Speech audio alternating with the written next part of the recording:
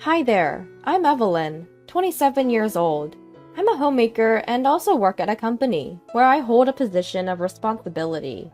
My husband James is the same age as me. Balancing a mama's boy of a husband and a mother-in-law who seems to enjoy picking on me, we've somehow made it to our second year of marriage.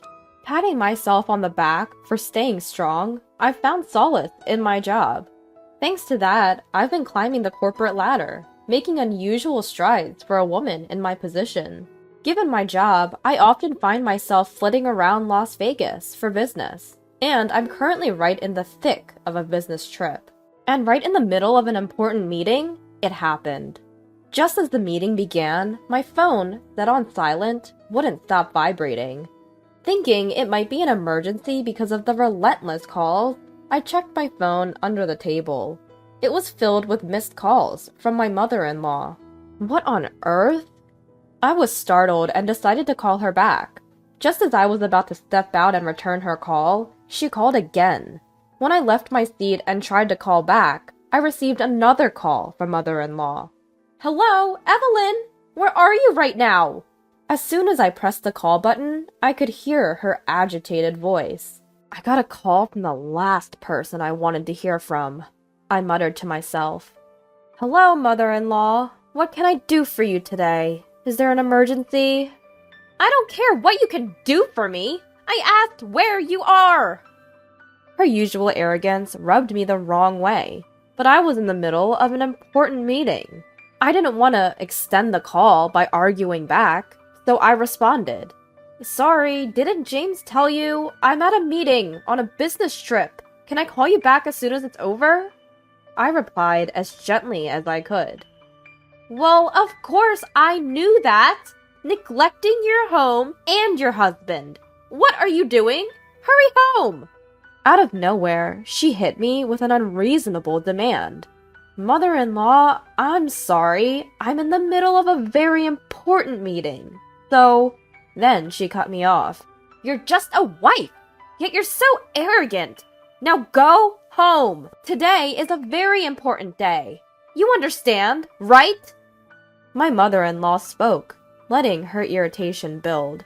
Wait, an important day? I asked her what she needed me for so urgently, since she wouldn't tell me why I needed to hurry home. Then, "Today, we decided to celebrate my 60th birthday," she answered proudly. If I remember correctly, we were supposed to celebrate her birthday at the end of the month. I hadn't anticipated it would be today, and to plan it during a weekday when I'm on a business trip. Moreover, my husband and I had already told her, "We'll find a nice place and make a reservation for your 60th birthday." I sighed, realizing another round of her antics had begun. Despite knowing I'm in the middle of an important work meeting, she still tries to bully me, I thought, growing more irritated. Like I said earlier, I'm on a business trip, so it's impossible for me to come. "Oh, but I just spoke to James and he said he would take time off work. Other relatives said they would join too. It's just you, Evelyn. You're always working. You're so cold. What do you think of your husband's parents?" If I let her keep talking, I knew she would just keep complaining. I was in the middle of a meeting and couldn't spend more time on the call, so I firmly replied, "I'm sorry, but no matter what you say, I can't make it to your 60th birthday celebration." I made sure to make it clear. My mother-in-law didn't hold back her cruel words.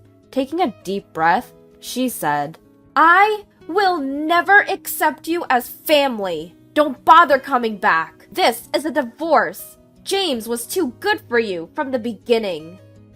Her words of doom all came out in one breath. As furious as I was, I didn't want to prolong this phone call, so I responded lightly. "Ah, okay. We'll discuss this when I get back home. I apologize, but I have to end this call now." I told her to take it easy. She sneered back. "What's with that attitude? Didn't I tell you not to come back? I'll tell James myself." And with that, she hung up. Exhausted from dealing with her, I heaved a sigh and returned to my meeting. 2 days later, after several meetings, I was finally on my way home. My mind was filled with anger and resentment towards my mother-in-law. I couldn't even remember how I got home. "I'm home!" I called as I opened the front door, and a weary, "Welcome home," came from my husband. I went straight to the living room, where there was a mountain of cardboard boxes. My husband was there, sweaty, taping up the boxes. When I asked him what it was, he told me they were all my belongings. It turned out that on the day my mother-in-law had called, she had indeed carried out her 60th birthday celebration. She made a scene in front of all our uncles and aunts about how I, her daughter-in-law, had disrespected her birthday celebration and was rude to her over the phone. She added more to the story, and then even announced that such a cold wife was not suitable for her son, and that she was arranging for a divorce and sending me back to my parents' house. I asked my husband, "So, did you agree to the divorce when she told you to?" He fumbled for words. "Well, not exactly, but she told me to pack up your stuff, so I had no choice, right?"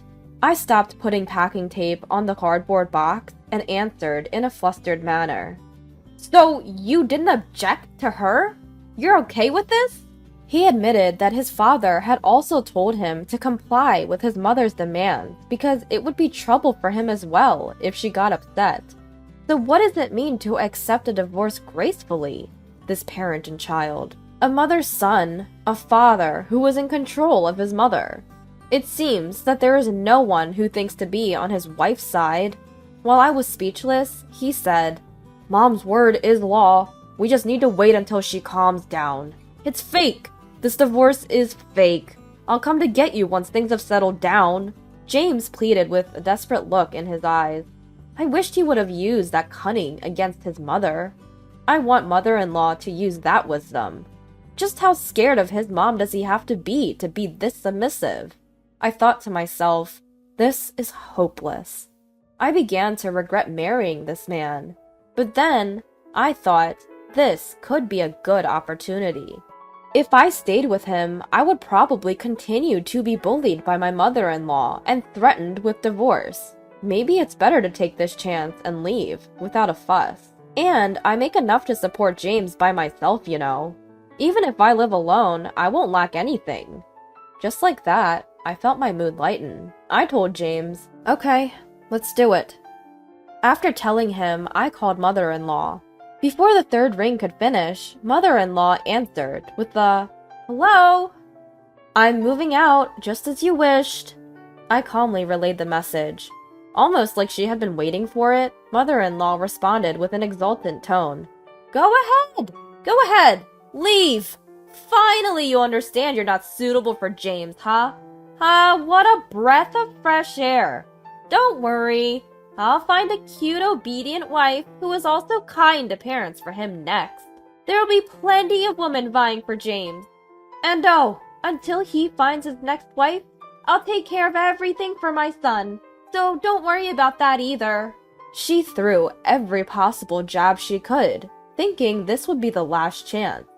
To this, I said, "Well, mother-in-law, don't regret this." I casually added a little warning. In her high spirits, mother-in-law retorted, "Is this sour grapes, perhaps? Don't worry about me. Oh, and remember, I've gotten the divorce papers from the court and given them to James. Don't forget to sign them on your way out." Without even saying goodbye, she ended the call. James, who had been watching the whole conversation, seemed relieved. No, this is not the time to feel relieved. By the way, do you think mother-in-law knows that you're a stay-at-home dad? There's no way I could tell her that. The idea that I'm an elite is what gives mom a reason to live.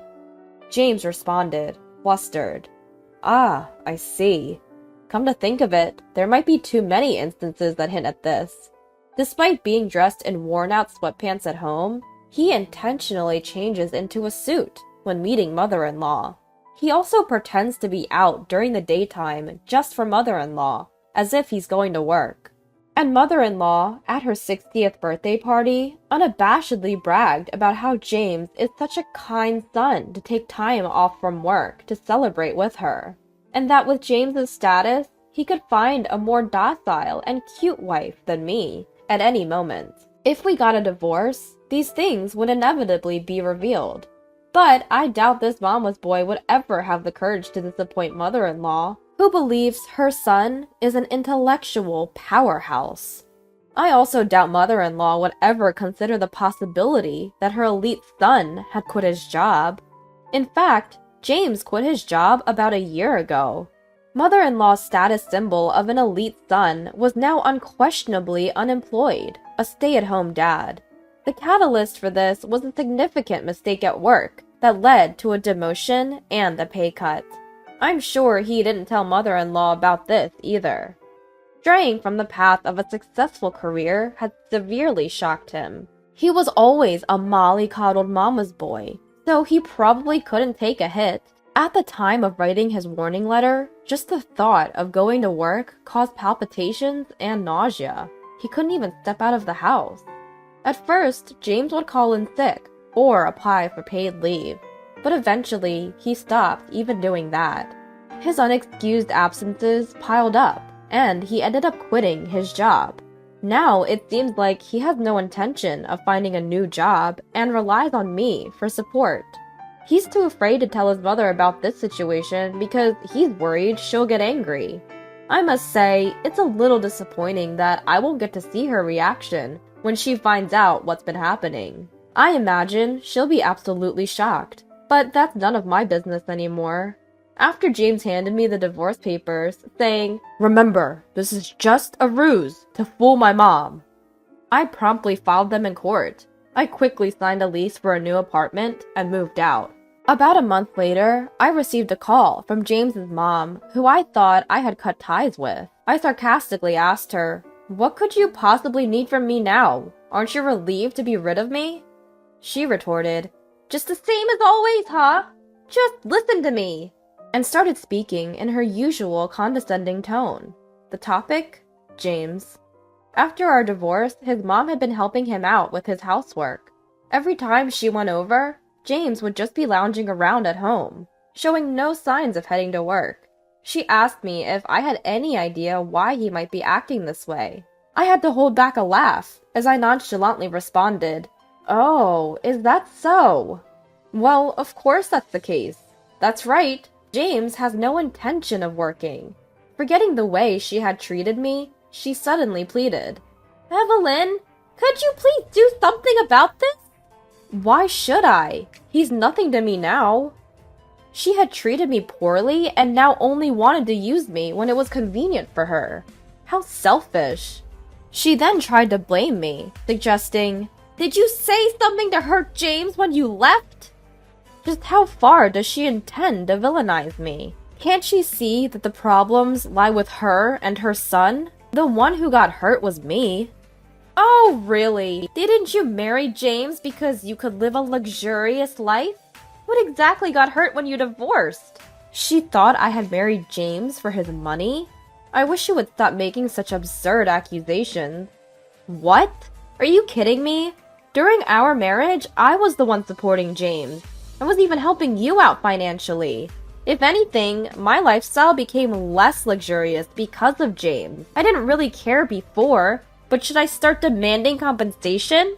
She couldn't believe what I had just said, and rudely responded, "How dare you make up such a lie? Did you just forget to demand your compensation? James has always been earning more, and has a higher position than you. Stop making these ridiculous claims. If you're unhappy and want money, James can pay as much as you want. He is an elite worker at a top-notch company, after all." She came back at me with baseless excuses. Could it be that James still hasn't told her?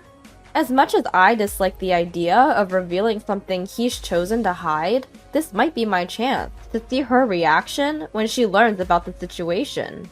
Thinking it's about time she gets a taste of her own medicine, I told her, "Your beloved son's job is a stay-at-home dad. He quit his job a long time ago." What? You must be joking. As expected, my mother-in-law refused to accept my words. She yelled so loud, I thought my eardrums might burst. I distanced my phone slightly from my ear and suggested, "Why don't you check with his company? That'll clear up whether I'm lying or not." She fell silent for a moment. But, what if that's true? How are we supposed to survive from now on? Our pensions aren't enough to take care of my son. Who would want to marry an unemployed son? What are we going to do? Her tone dropped significantly. It seemed like my words had hit home. I felt a smug smile creeping onto my face. Well, what do you suggest? Mother-in-law fell silent once again. I heard some mumbling in the background. Evelyn, can't you come back home? She suddenly asked. Surprised, I replied, "No, we're already divorced. There's no chance I'm coming back. Whatever happens." Then I heard a voice in the background, sounding disturbed. "Didn't you say you'd come get her when things calmed down?" It appeared to be my ex-husband, James. "That's right! Why don't you remarry our son?" Mother-in-law suggested. What? No way! Stop joking around! Think about it! Seriously! I made sure during our last phone call that I wouldn't regret it. I'm definitely not getting involved with my mother-bound ex-husband and my atrocious mother-in-law ever again. I did exactly what you told me to, mother-in-law. Could you not change your story on me now?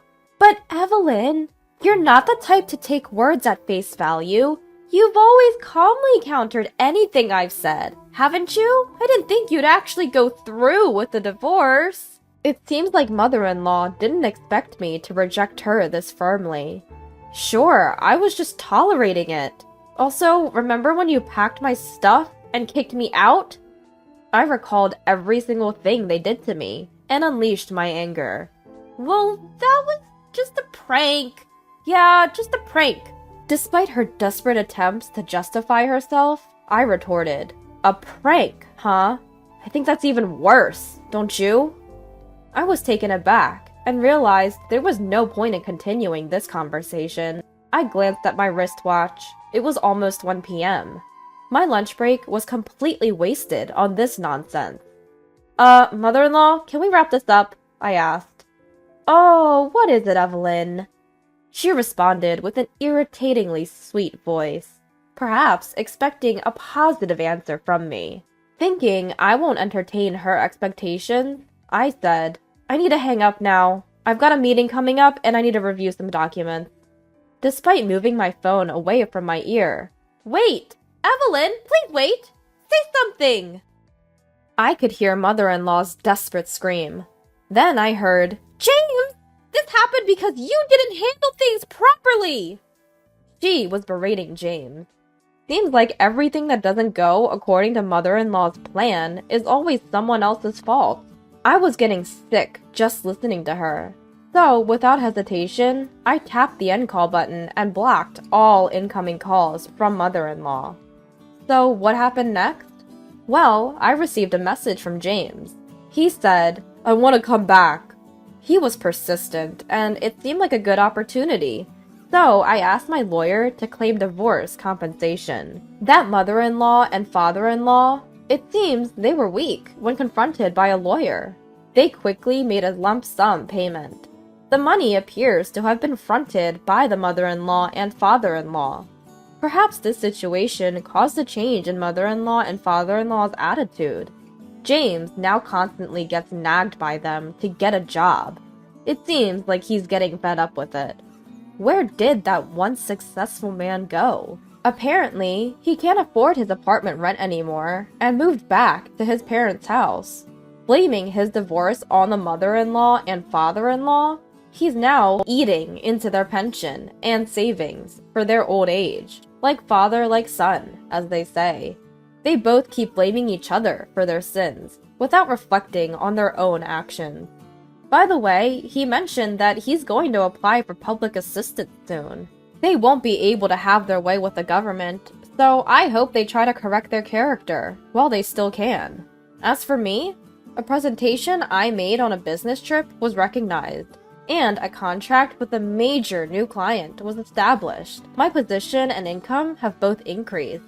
I live a rich single life, without being bullied by my awful mother-in-law, and without my family demanding money from me. If there is a chance to remarry in the future, I plan to thoroughly check for mommy issues and the mother-in-law situation.